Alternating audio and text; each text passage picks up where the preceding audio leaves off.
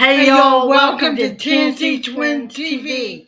In this episode of our series on toxic fans, we're discussing the people who have been hitting the Delulu lemonade really hard. For most fans, the King's story ended in a physical sense on August 16th of 1977. For others, that was only the end of season 1. First thing we're going to discuss is Pastor Bob Joyce, who lives in Arkansas. Is a preacher in Arkansas. He was born from what I looked up, in 1952. So Elvis was born in 35. They were coexisting at the same time. I mean, yeah, Elvis was a Christian and loved all that, but he's not Bob Joyce. I used, when I worked at my last place, business it wasn't my business, but a past employer. I was working as a bagger at that time, and somehow I guess it was around the time that Elvis movie was about to come out. But anyways, some lady, I'm guessing she was probably in the mid-30s or something, and it was always I think you may have told me this, but I can't remember. So, we got to meet Elvis. I'm like, oh, really? I said, when was that? And she said, we were going to Arkansas, and we met him in so-and-so year, and I just, I'm thinking, boy, you are crazy, because she was talking about Bob Joyce, and I just whatever, nodded, because I'm obviously not going to arguing with someone right in the middle. But I'm thinking, boy, this lady, I don't know where she got her information from, but Elvis is not Bob Joyce, and Bob Joyce is not Elvis.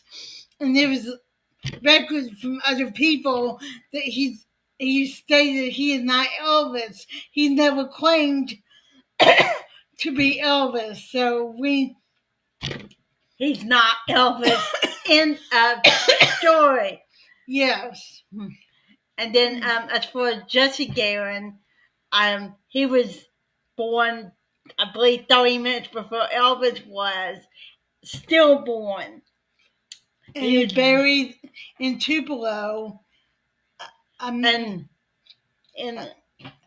like near some other Presleys. Yeah. And he did die. He was stillborn. He is not alive. He did not get adopted out or risen from the dead, or We'll do another video on the different various myths surrounding Jesse Garon. But he did not survive birth or childhood or adulthood.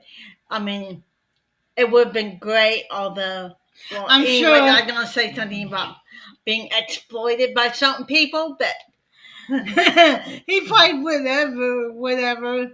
But anyways, that's for another video that we'll make just on Jesse Garon myths and all that.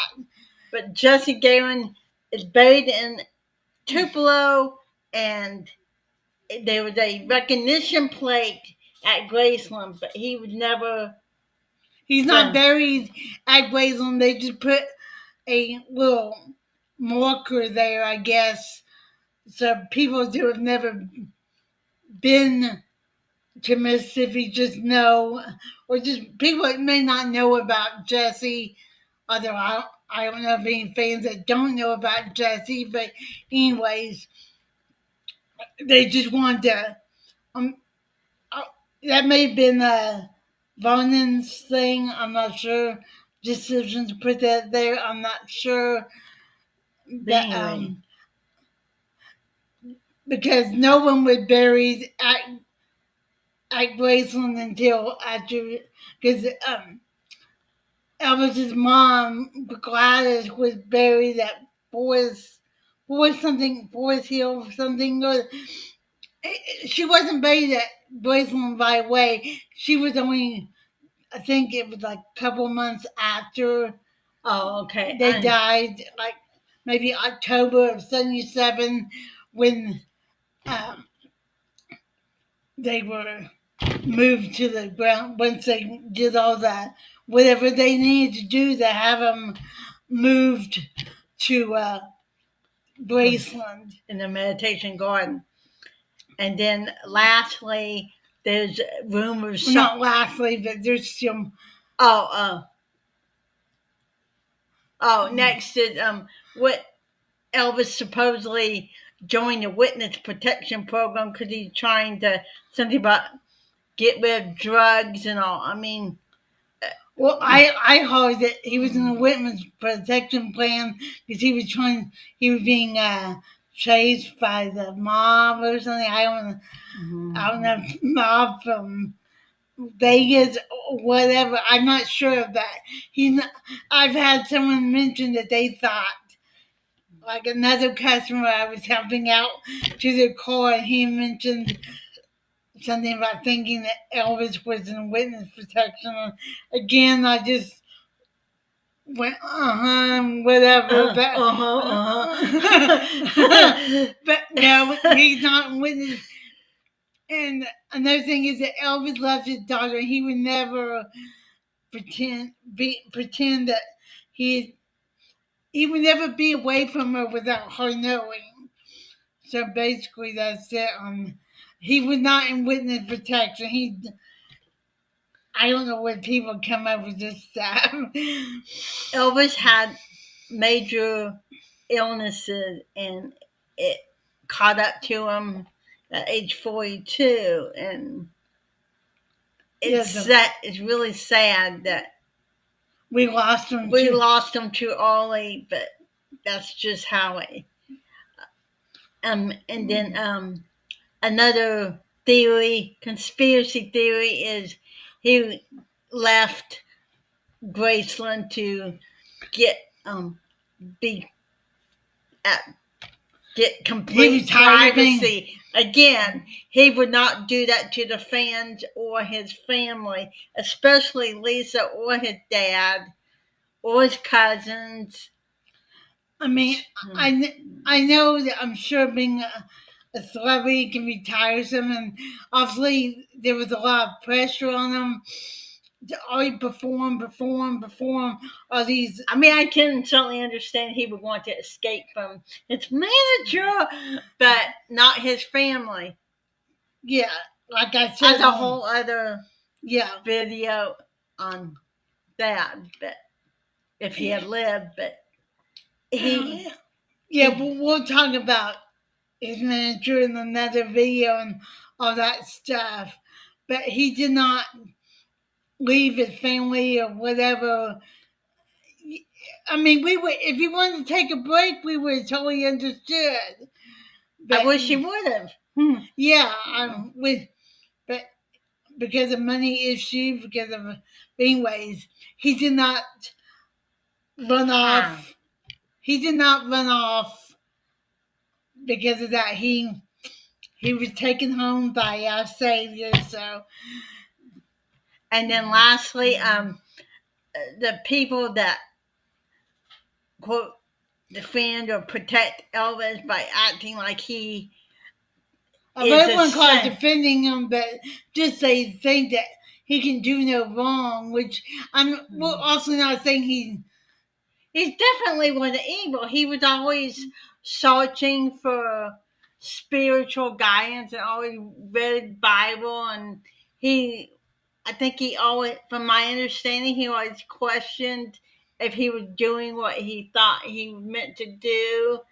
Yeah, and he was friends with Larry Geller, and they had an off and on again connection, spiritual connection, friendship, and hairstylist.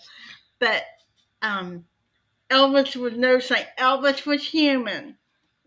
He he made mistakes like every other. He didn't want to be But- considered the king of rock and roll. He said there was only one king. Yeah, He was a human man that had made human choices. some not so good, some good, but since I don't know all the choices and all that, I'm not. I mean, we all make choices. We that, but that he's not. He's not a saint. He's not the devil. He's just Definitely not. no. I mean, I know there are people that also think the opposite of sainthood and think he's quote like some other way. Yeah, at the same store that said I'm not. They're just going by hearsay, saying, "I heard he's a terrible person," but they probably heard it from haters or whatever. Probably watched Well, to read, me, read too many. To me, though, I wouldn't really. I mean, I know we did the video about real fans. I just don't think they're fans at all. Well, yeah. Well, like there's magazines and the National Enquirer, stuff like that write fake stories just to sell magazines. They probably read too many of those. To me, it's almost as bad saying not doing your research as doing too much research. Well, they read the wrong sources, but yeah, you should not get your information about anyone from the National Enquirer or whatever. Yeah, because they will always write. They're not going to write good stuff about you. That's not how they sell. Yeah, they sell drama. Yeah, or they make up drama. Like probably a lot of that stuff. I'm not sure how much and all that, but all that drama about Riley and Priscilla, I swear it seemed like almost the following day. It seemed like, within days of her passing, the papers just went wild. But anyway, that's not what this video is about. That Elvis was human. But here's the reality. Elvis was a legend music-wise. He wasn't a preacher, a ghost twin, a hidden secret agent man, or a runaway, or a saint. If you enjoyed this video, please like, subscribe, and click the notification bell and leave a comment about what you think about the video to help us grow. And just ask yourself if you're being a positive asset or if you're being a Debbie Downer who critiques other people and just wants to argue with people about facts or whatever, because you're not going to change someone's mind. We're not telling you how to think or what your opinion should be. It's just some of these conspiracy theories are just crazy, and it's not pushing anything. It's not helping. It's not helping anything. So, but anyways, thank you for taking your time to watch our video, and Elvis. Just keep his memory alive by remembering his music and his movies, his generosity, his humor.